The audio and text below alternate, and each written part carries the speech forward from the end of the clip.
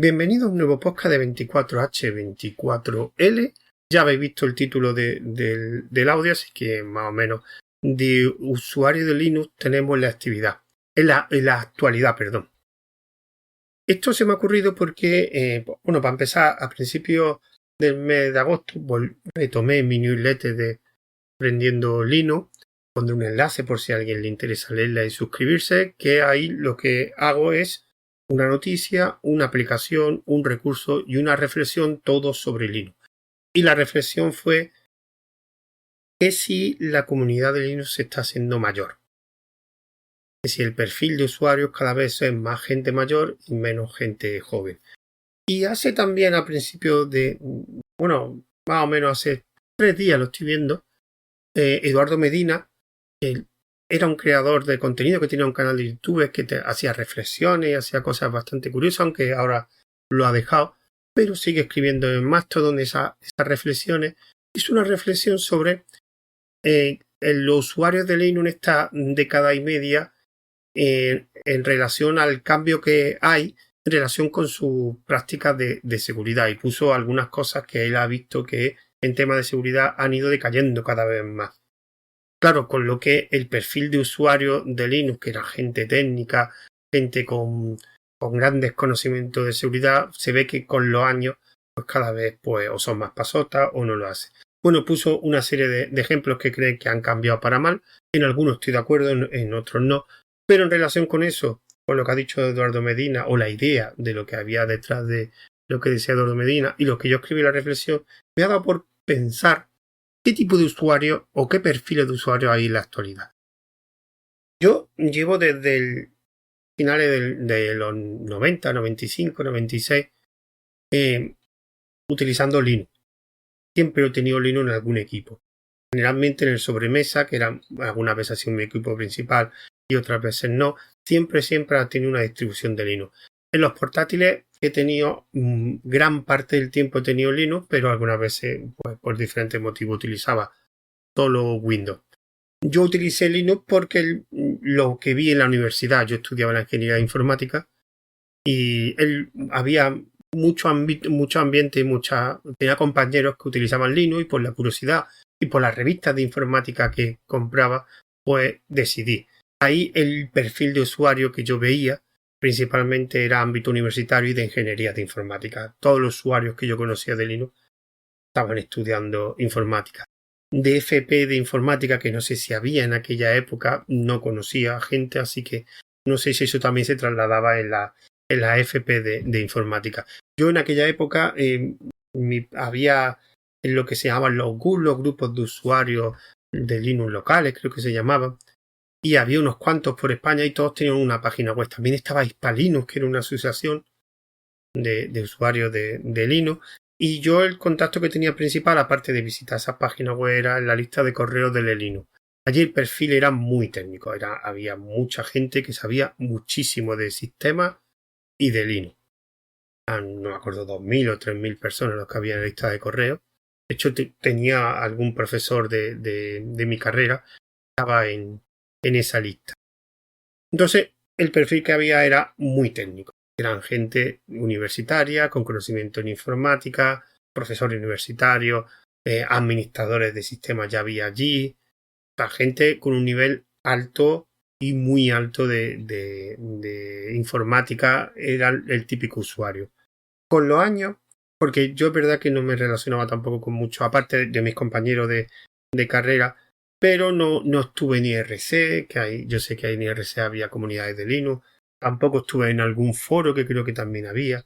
Yo no aprendí por mi cuenta, y lo que me ayudaba, no lo que veía, sobre todo lo que leía en las revistas y lo que aprendía por mi cuenta. Con el tiempo hubo otro gran cambio, que es cuando surgió Ubuntu. Ubuntu tenía la particularidad al principio de que te enviaba un CD a tu casa. Tú te metes en la página web, ponías tu dirección y te daban unos CDs con la versión que estaba en ese momento. Eso hizo ampliar la cantidad de usuarios y perfiles un poco más diversos. Ya no era solo gente universitaria de informática, sino, por ejemplo, tuve varios gente conocidos, amigos que eran de otras carreras, en eso de que te daban el CD de Ubuntu, pues lo instalaron en el ordenador.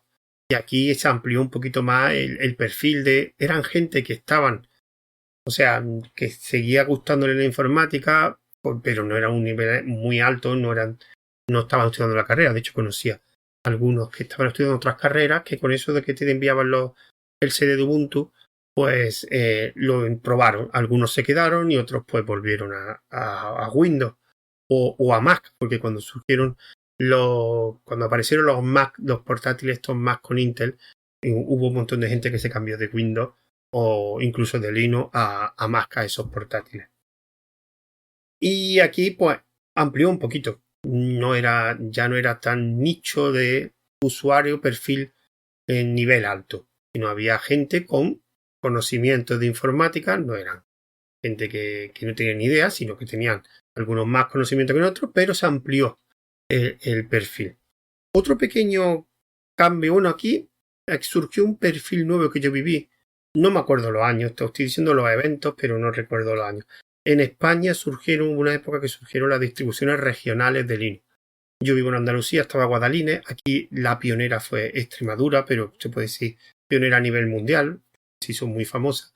En Extremadura hubo un gran cambio, sí, creó una distribución de Linux, se llamaba Linux, que fue la primera, digamos, distribución regional, y se integró bastante en las administraciones públicas, principalmente en educación, por lo que yo entendí.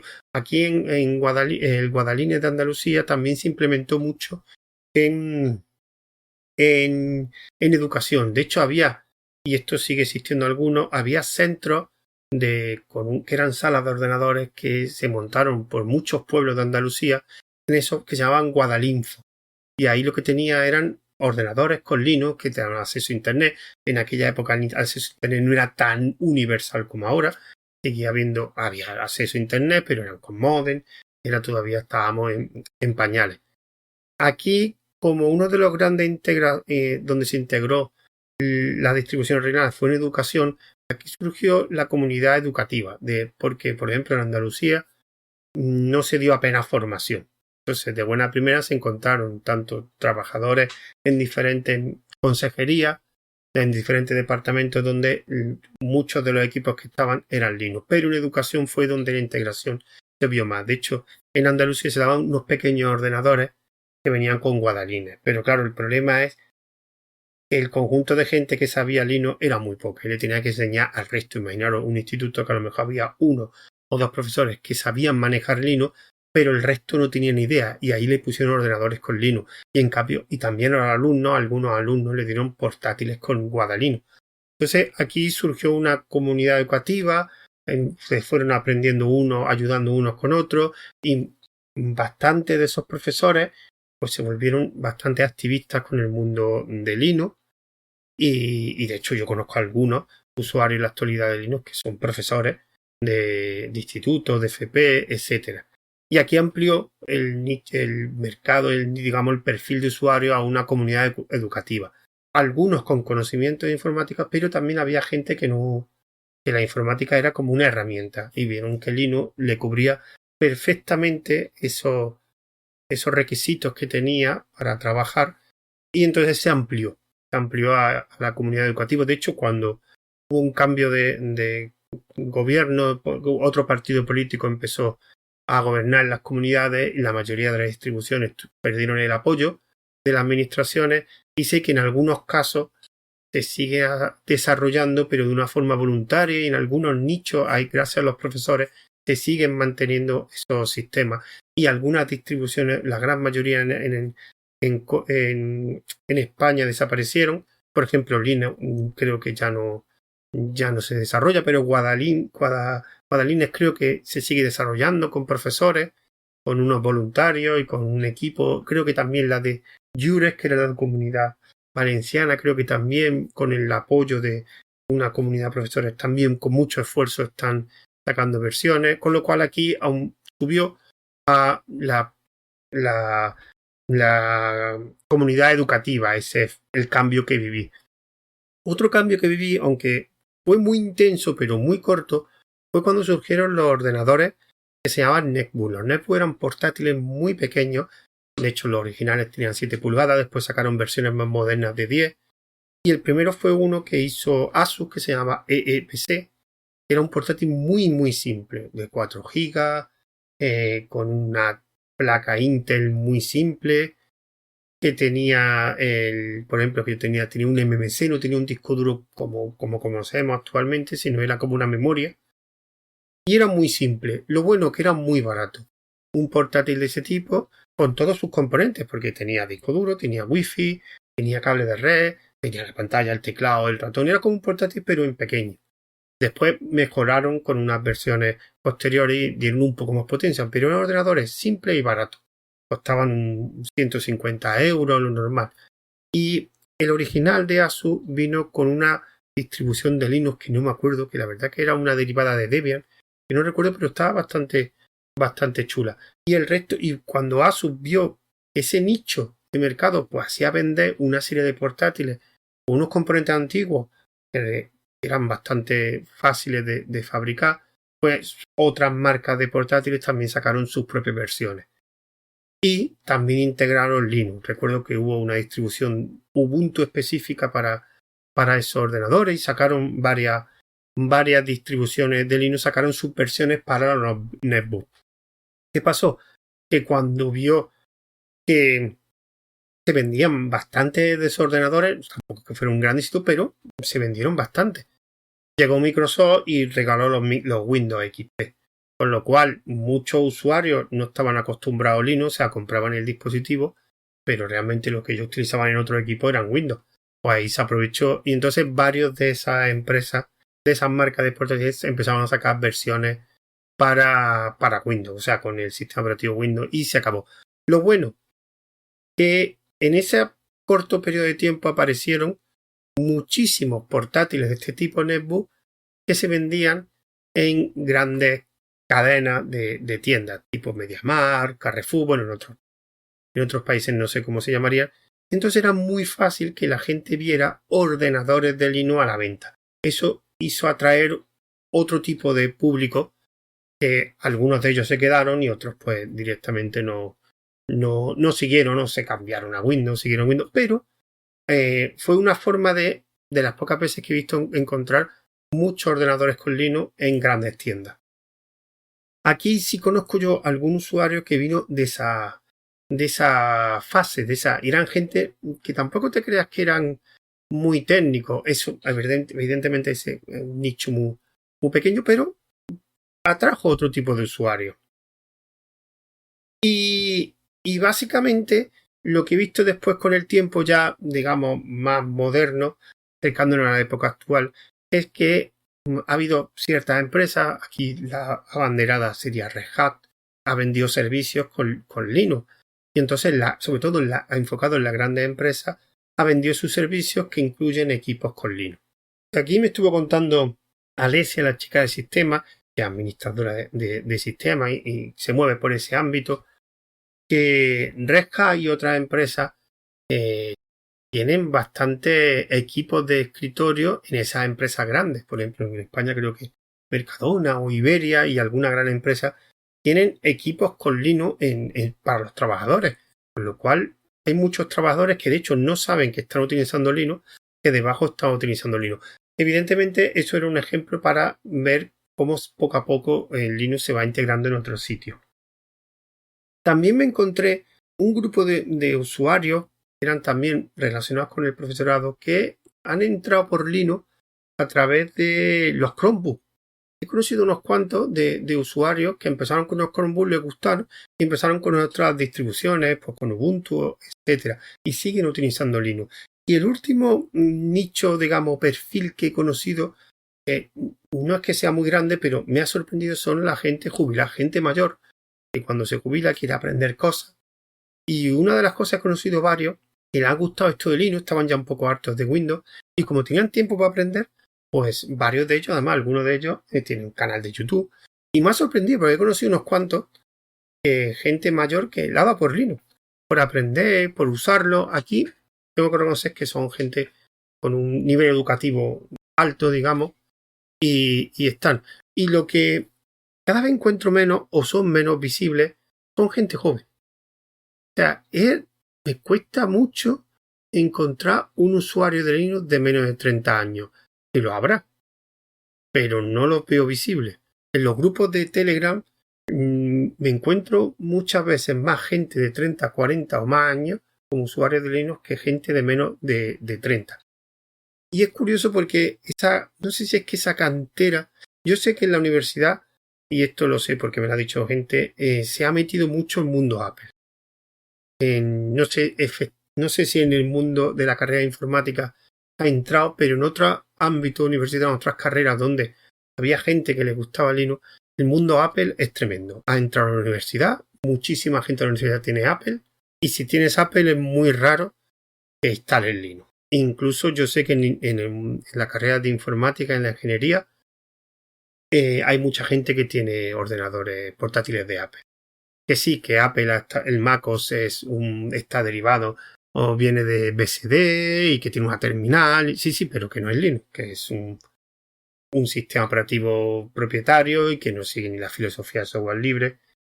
Y no sé si el motivo es la introducción del mundo Apple de forma bastante abundante en el ámbito universitario, que la gente que aprende después Linux es por motivo de trabajo, porque a lo mejor ya sea administrador de sistemas y en el mundo de administración de sistemas de la seguridad informática que usa muchísimo Linux, pero me encuentro gente, y conozco unos cuantos casos, gente que trabaja en Linux, pero en su casa utiliza Apple, el mundo Apple. No sé si el motivo de encontrarme por eso cada vez menos gente joven y más gente mayor, que con el tiempo pues se hartan de un sistema a otro y descubren Linux y cuando tienen 30, 40 años pues se pasan al mundo Linux. Pero es curioso que Linux empezó en el mundo, por lo menos lo que yo viví en el mundo universitario, y en el mundo universitario era un gran nicho de usuarios de Linux, y ahora por lo que me dicen es casi el nicho del mundo Apple. Y por eso ese es el cambio que yo he vivido de usuario.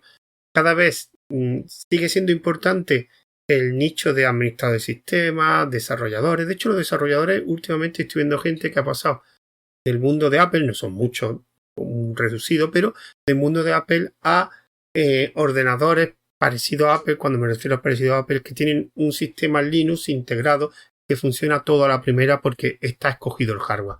Tipo equipos del Limbo, de Tuxedo, de System 76 o 74, siempre me equivoco con el número, de BAM PC y de otras marcas que venden equipos con Linux configurado, instalado y que funciona todo perfecto. Son gamas media alta. También Dell, y creo que Lenovo también tiene algún modelo de, sobre todo gama media alta, de equipos con Linux.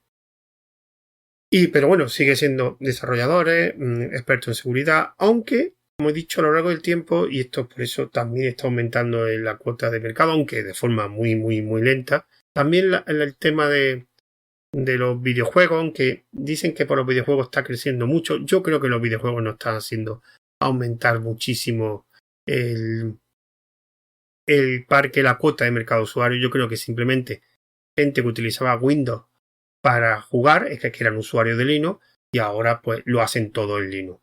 Pero no conozco yo nadie que haya dejado Windows, que haya pasado Linux para jugar, que sí que está la Steam Deck, pero bueno, me refiero a gente que usa Linux aparte de jugar. Lo que sí he visto es una diversidad de que poco a poco va acercándose por diferentes eventos, nichos, como he dicho antes, de gente mayor, de comunidad de profesorado, y aunque cada vez ese nivel de ámbito que no tenga nada que ver con lo técnico de administradores, creo que va a ser menos importante. Creo que cada vez se va a integrar a otros más perfiles y eso lo que hará es aumentar la cuota de mercado. Creo que lo que falta principalmente es, y esto ya lo comenté, no sé si en un podcast o en la newsletter, equipos asequibles con Linux. Es el mercado que falta.